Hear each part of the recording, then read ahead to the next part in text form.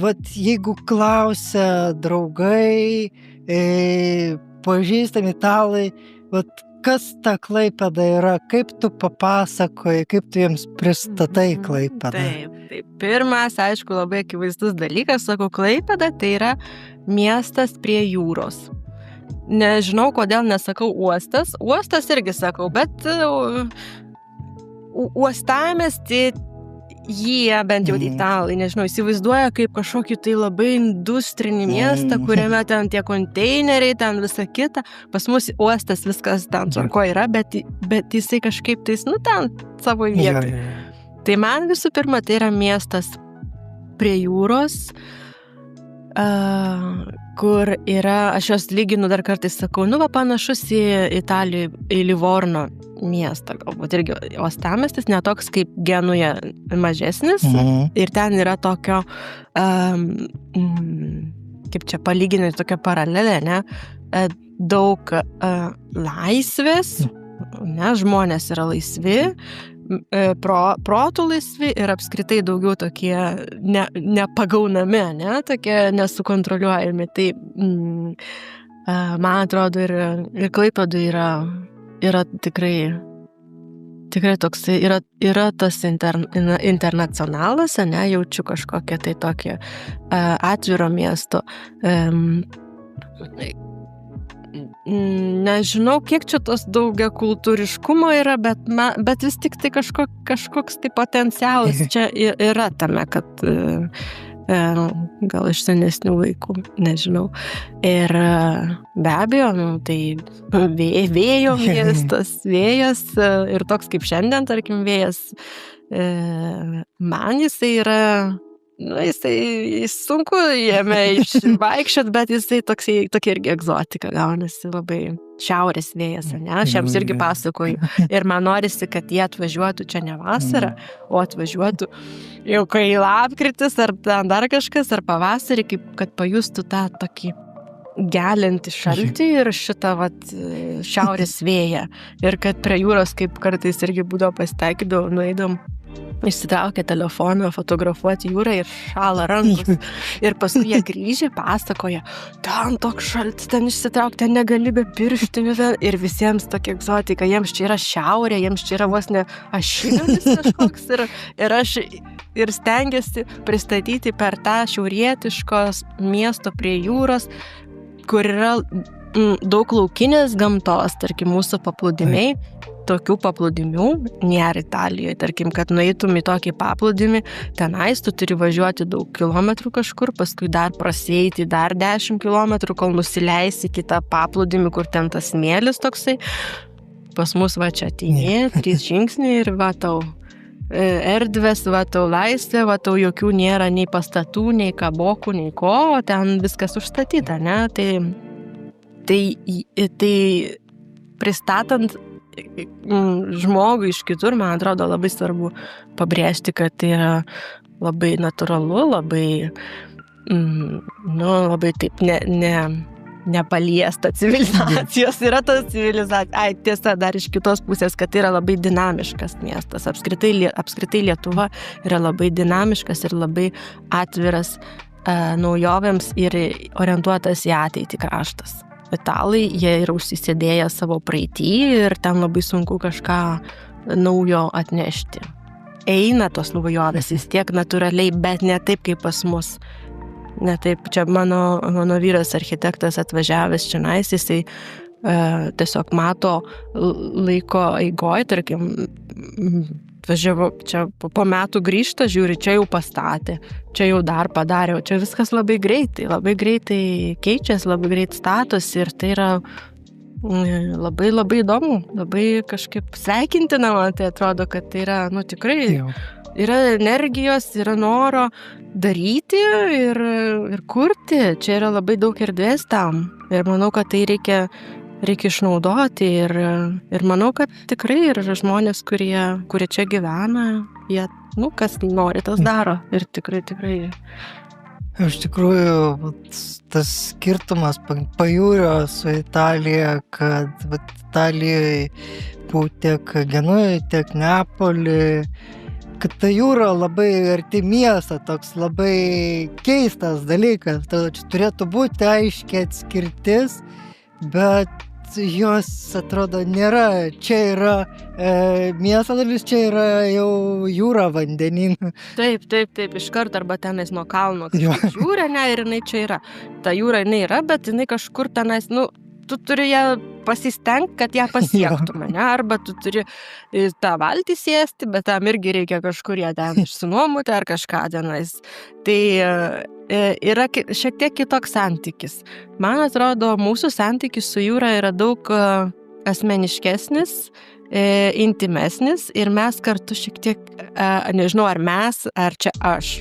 Ta prasme, toks respektas, ne, ir šiek tiek prisibijome, nes mes žinom, kokia čia ta mūsų yra Baltija ir kad čia nereikia pulti bangas dar kažką ir tu ateini prie jūros, ne, ir tarsi, kaip kokia pagonių dievybė. Ta prasme, ateini, tu ten pabūni, pastovi, pabendrauji, vėjas ten tau plaukus pakedena, tu kažkaip atsigauni, pasikrauni ir aš nežinau, ar čia vėlgi mano patirtis, ar tai yra bendra klaipėdiečių patirtis. Mes prie jūros dažniausiai eidavom ne vasarą. Kažkaip, ne, toks rudenį, žiemą, pavasarį. Vasarą jau ten visi, kas ten sėdi šiuose pležuose, tai čia nežinau, kiek ten tų klaipėdiečių. Jeigu važiuodavom pasėdėti, tai pasėdėti, kai saulė leidžiasi, ne? Pasėdi kažką, bet neini ten labai degintis. Karts nuo karto, labai retai, bet mes daugiau važiuodavom kur nors į ežerą, ten prie Gargždų kokį nors ežerą pasimaudyti. O tai daugiau toks pagarbus santykis. Jo, ypač, kad dažniausiai to šaltojų metų periodu didžiausi srautai prie jūros yra to, kai uraganai žiemą, kai uraganiniai vėjai prasideda, kai tos didžiulės bangos, kai va ta stichija. Taip, mums reikia. Ir Baltija, jinai turi tokį, jinai tikrai tos kitos, pavyzdžiui, itališkos jūros, jos tokios, tokios easy, tokios labai, ne, o šita, jinai tokia su to charakteriu, tu prieini iškart ir tas ošimas, kuris pas mus čia yra, tai ten tokio nėra. Prie vandenino gal kitai, bet lyginant jūros, tai vėlgi kažkaip irgi jiems labai patinka ta idėja, tiems pažįstamiems draugams italams, kad čia yra tokia laukinė jūra ir jie norėtų ją patirti, ne, tai, bet reikėtų jos žiemą čia vesti. Būtinai, jau. Jeigu dar ypač užtaikytum į tuos periodus, kai apledyja viskas, kai tie įspūdingi vaizdai prasideda. Marija, tokį prisimenu, tik iš mokyklos laikų atsimenu, kažkada čia buvo toks didelis užledėjimas, mes pabėgom iš pamokų, nuvarėm į Melnragę ir buvo viskas taip baltai ir jūros dalis visa ledas ir mes ant to ledo net nuėjom ten kažkur ir buvo kažkokia Matrix erdvė tokia, ne, baltas dangus, baltas horizontas, ledas, tokia pasaka, ne, niekur tokių daugiau nesu patyrus, nežinau, šiaurės šiek tiek matyti, tai pataikyti ant tokių, tai būtų iš vis nerealiai, jo. Tai dabar jau prie tos dabartinės tavo parodos, ką tu atvežei parodyti į kultūros fabriką. Tai 2 serijas atvežė mums pasižiūrėti, tai Slėpiningi kalnai ir Slėpinių sodas. Tai kodėl šitie darbai? Ar tu juos nusprendei atvežti, ar buvo prašymas iš parodos organizatorių, kad būtent šitos serijos norime? Taip. Šitie pavadinimai tai yra apskritai kūrinių serijos, kurios dominuoja mano kūryboje. Tai yra arba, tokie dvi didelės kategorijos. Tai jie yra visą laiką.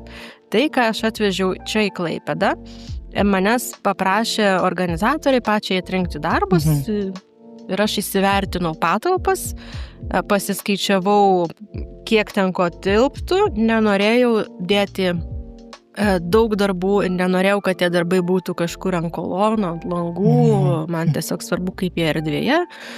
Ir parinkau 5 didesnius darbus kad jie būtų skirtingi.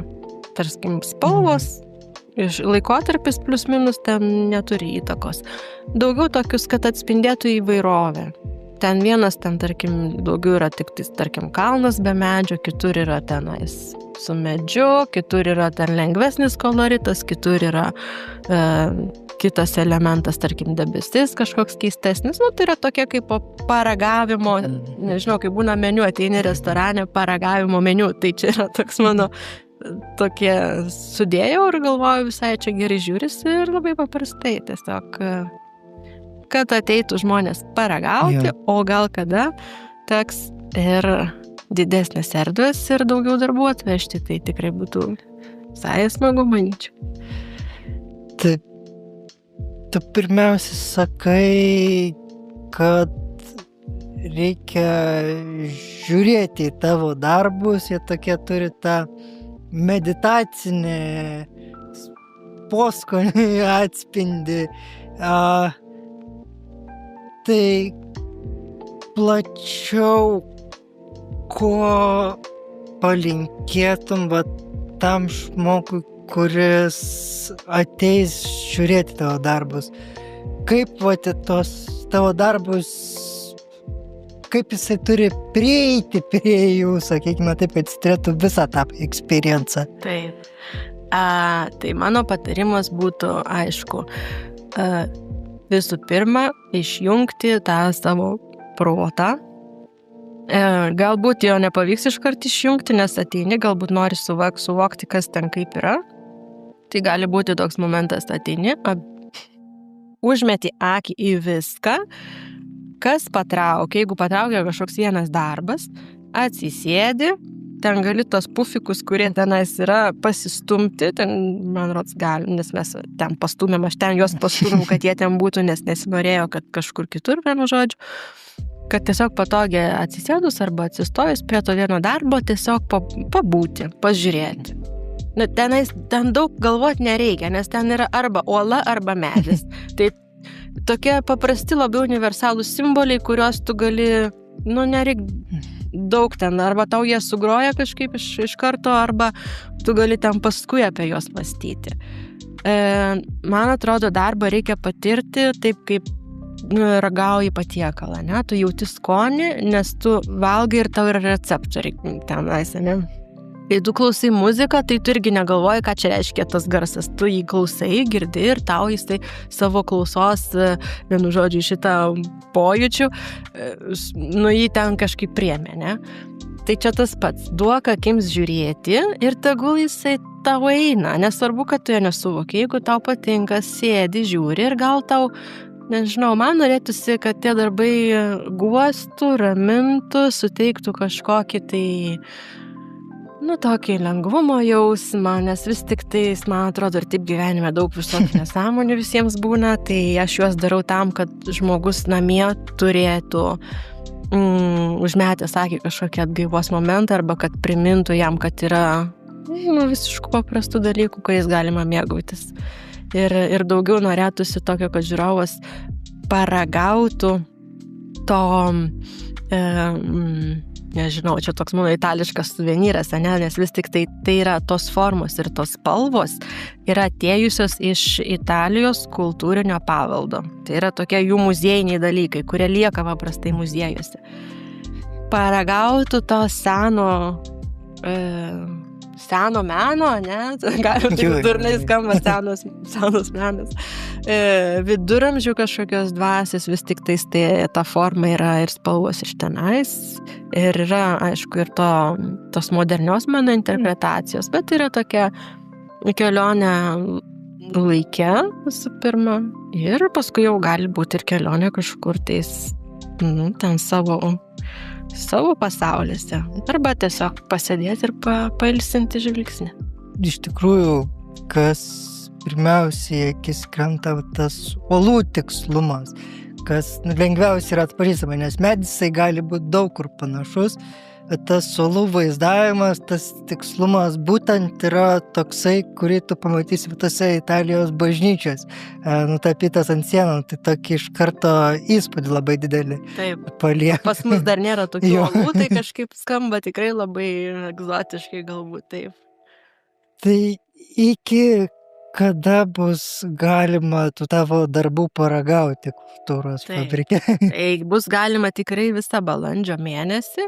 Dabar nežinau, ar dar šiek tiek pateksim į gegužę, tai čia jau priklausys, kaip aš ten tą logistiką susiderinsiu. Bet tikrai visą balandžio mėnesį iki pat galo galite eiti laisvai ir manau, mėnesį laiko tai užteks. Jau paskui, kai būna per ilgai, jau niekam nebeįdomu, nes būna taip, kad čia dar bus laiko nueiti, dar bus laiko ir niekas taip ir nenueina. Iš vis, man atrodo, geriausias būtų formatas daryti parodas tokiam 3 dienom, tokia koncentracija. Ateini, pamatai, viskas, netėjai ir nepamatai.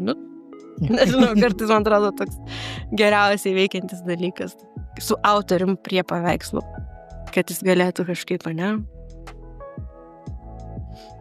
Norėjau čia ir pabaigti, bet dar labai noriu paklausti, kadangi tavo darbai yra tokie ramybę keliantis ir tokie, būtent tie klasiką atspindi.